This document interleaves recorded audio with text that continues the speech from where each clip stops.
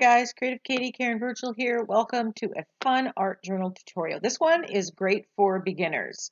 So if you're struggling on where to start, the key is you just need to start. Grab anything. Grab magazine papers. Grab something that you've stenciled out onto tissue paper, like these fronds. Grab a napkin or a part of a napkin and put it down. I've just kind of matched colors here. I'm in the blues and aquas. I've got this napkin, I'm not really in love with it, but I love the blue tones of it. I'm just going to rip it out. Not using this one as a focal image.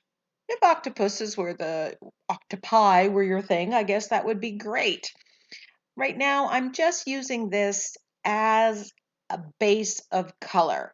It is starting my color story, my texture story, and it's putting me in the motion of creating.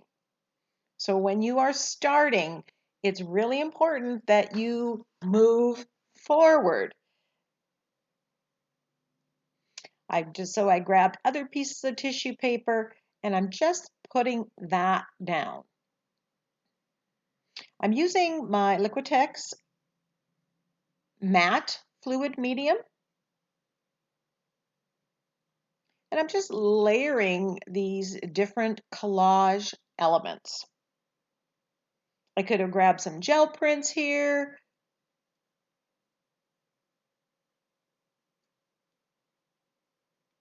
This is tissue paper that I've stamped on with archival ink in a stash builder session.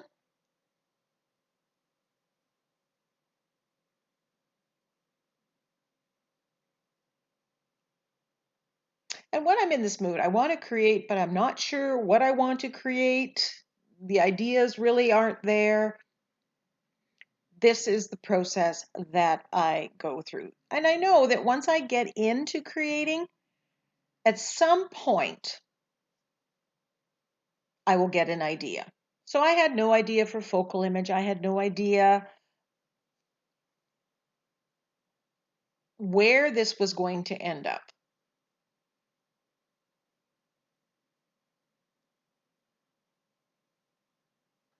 But there's something magical about taking that brush, gluing something down, or putting color down. Using these tissue papers and deli papers and napkins as collage items that basically become your first layer of color is also a great thing to take when you are traveling. People often ask, what do you take when you're traveling? Well, these are pre-done. So I don't need all my stamps. I have them on this stamped tissue paper, so then I can add that element to a page. I can add the stenciled art to a page.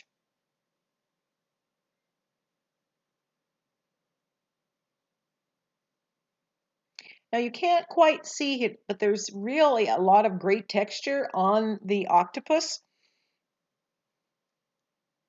And that great navy color is there as well.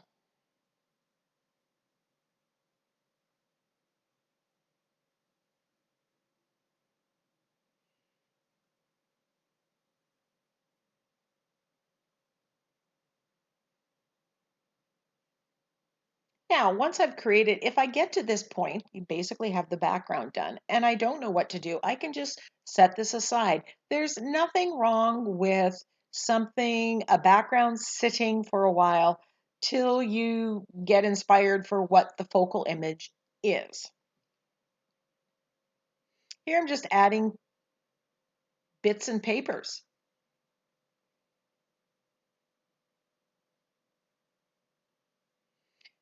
So have a tub or tray on your desk or near your work area for all these bits and bobs. Periodically go through your files and throw things in there. Now I wanted to add a little bit more of this bright aqua color, so I'm going to brayer it on.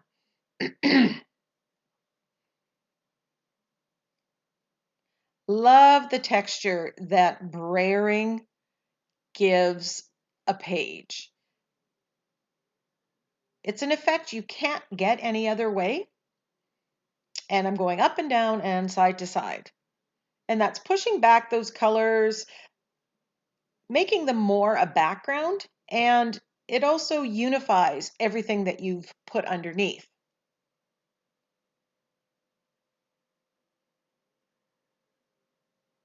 Now adding a bit of Prussian blue. I don't want this to get too heavy, so I'm trying to limit the amount of paint that comes on here.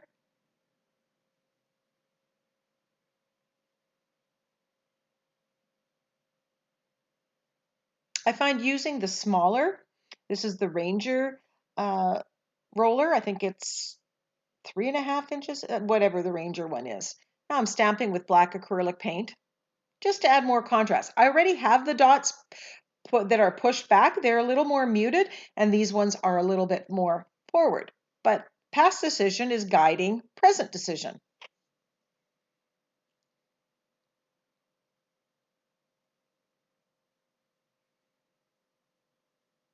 I guess I'm really loving the dots today.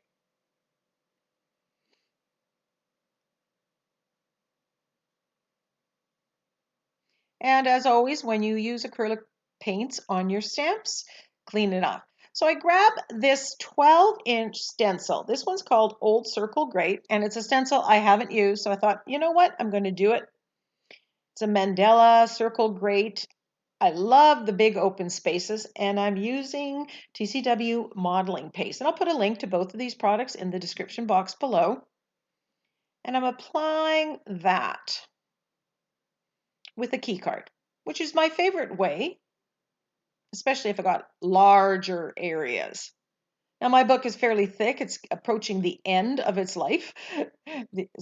So it's very awkward and uneven to work on. So it's a bit of a struggle, but worthwhile. So I have the grate, and then I look up and I see this cat clip art.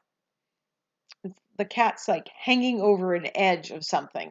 And it's been sitting on my desk since May, I think, if not longer. I took it out, I think, when the Index Card a Day challenge started, and I never used it. And today it was like, yeah, I think I'm going to put that cat there hanging from that grate. So that could be like it's a table and the cat's hanging up. You know how cats like to jump on the table and they want what you have, or they want to get your attention, or, they're climbing on something and getting into trouble.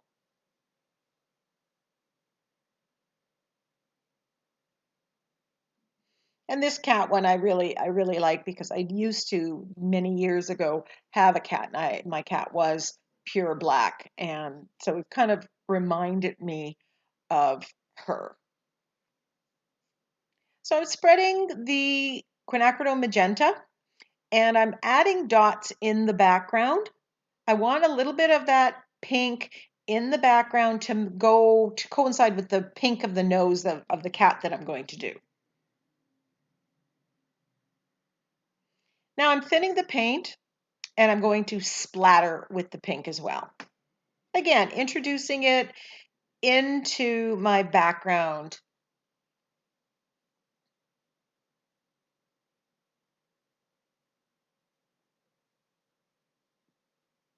And then I'm just sopping up the leftover paint. I have some napkin here that I've stamped on, and I'm just adding the color there. That will end up being the beginnings of some other page down the road. So once that's dry, I'm going to glue this cat down with my Liquitex matte medium. And this is the fluid version. Now I could have painted this, I guess. Could have used the pattern and painted this, but I had the clip art. And I'm putting the nose on, which was a circle punch that I cut in half. And then I went into the sentiment pack that I'm developing, Pet Talk, and found the quote, "In my defense, I was left alone." And I wanted to add more pink into the background, so I punched out these pink circles, and I'm just using 3 of them. So that circle ties in with the stamped circles in the back, the circles of the eyes, and the pink of the nose.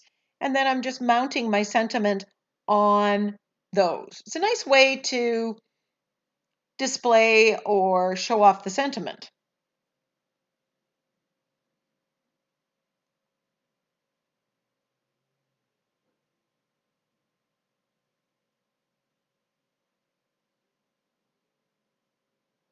And I'm shading around the outside edge with black and the floating acrylic technique with my angle brush.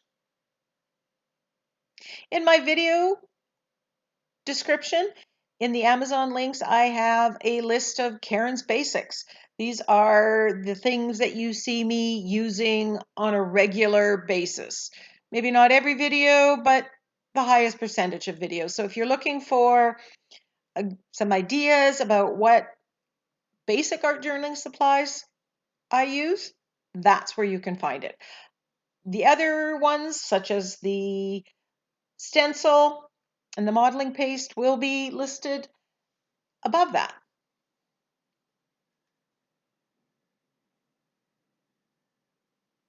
If you had any kind of mandala stencil, you could use that. Now I'm removing the tape. Now remember, I put the tape over the coils to keep modeling paste out, keep the paint out of the coils, and to give me that nice crisp edge when I'm done.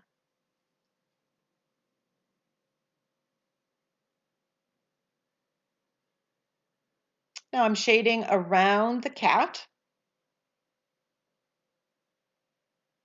using black acrylic paint and the floating acrylic technique.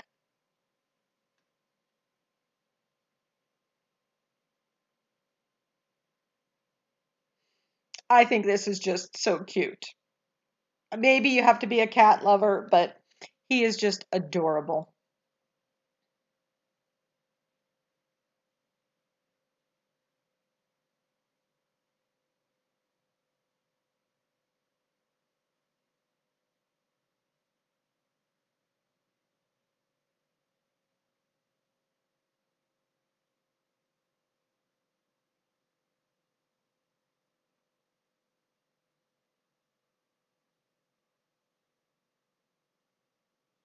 So just doing more shading.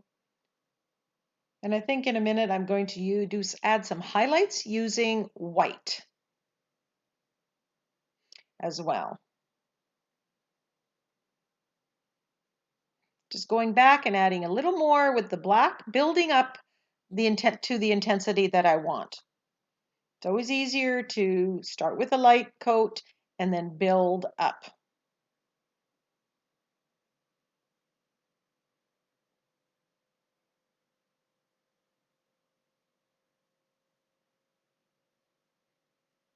And here's the white that I promised. And this just made it in my mind. It just made this cat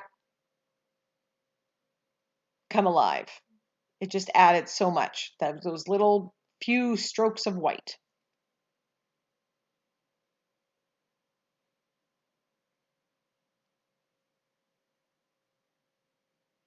And then I'm going back and just adding it to make them a little bit brighter white.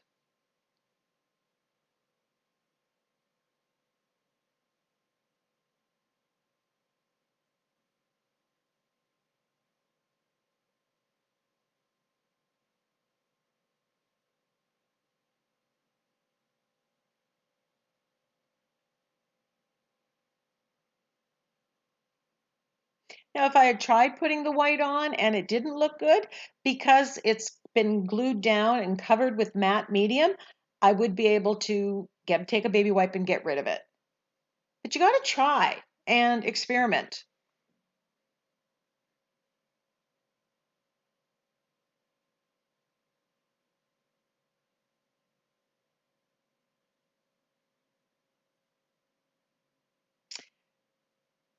Grab my Secura glaze and I'm just outlining the sentiment square rectangle here, just to set it off again.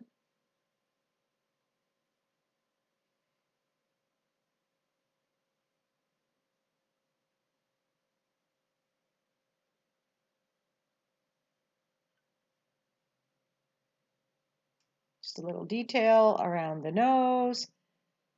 And I thought I was done. And then I thought, well, what would it look like if I outlined on this modeling paste? And the modeling paste is completely dry, so that's important. It worked so well, the Secura glaze pen, and I like it's just the stencil has wide open spaces, and of course it's a 12-inch stencil, so it's a little bigger, but it allows for this doodling.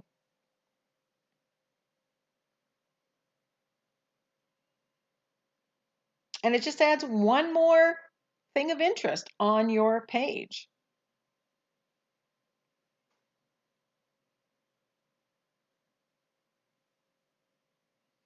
And I'm keep turning this page because, of course, I don't want to put my hand in the wet glaze pen. It takes a little bit of time to dry, and I don't want to smear it. So I hope I'm not making you seasick.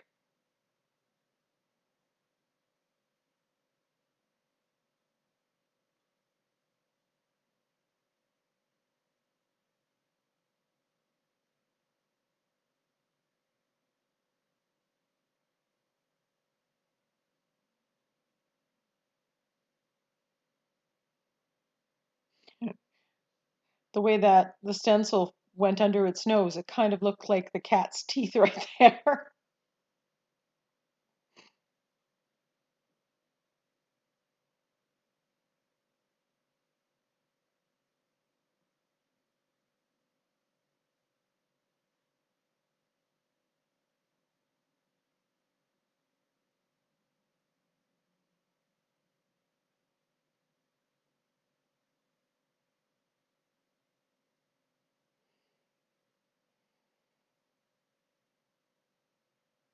Close-ups are coming. Give me a thumbs up if you like what you watched in this video. Leave me a comment. Would you be interested in a pet sentiment pack? Let me know in the comment section below.